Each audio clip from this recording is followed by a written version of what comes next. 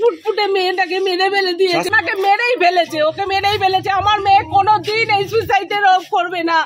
শাশুড়ি বিয়ে দিয়েছে ছেলেকে, কিন্তু ছেলেকে নিজের কন্ট্রোলে রাখবে, সে বউর সাথে ওঠা বসা কোনো কিছু করতে দেবে না, ছেলেকে ভোগ করবে। আমার মেয়ে জানি আর ফিরে আসবে না, কিন্তু আমার মেয়ের মতন যাতে আর 5টা মেয়ের এরকম না হয়, আমি তার জন্য জাস্টিস চাই।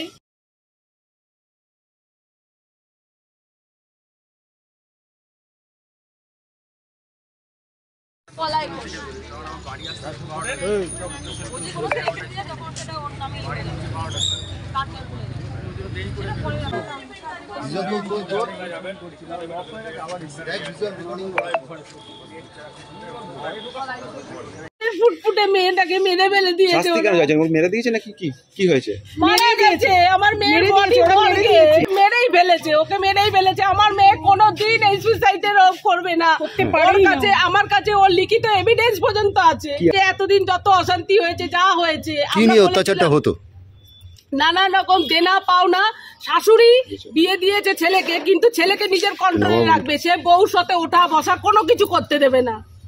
মা, ছেলের মা, ঠিক আছে, সে ছেলেকে ভোগ করবে, পরিষ্কার কথা। সে ছেলেকে নিজের আগলে রাখবে। তাহলে আমার মেয়ের জীবনটা কেন নষ্ট করলো বিয়ে দিয়ে?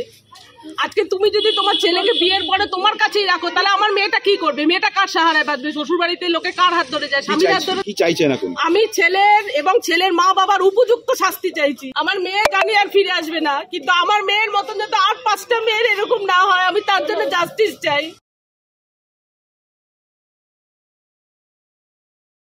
জানানোর পরে আমি এলাম এখানে এসে দেখলাম ছেলে এখানে বসে রয়েছে।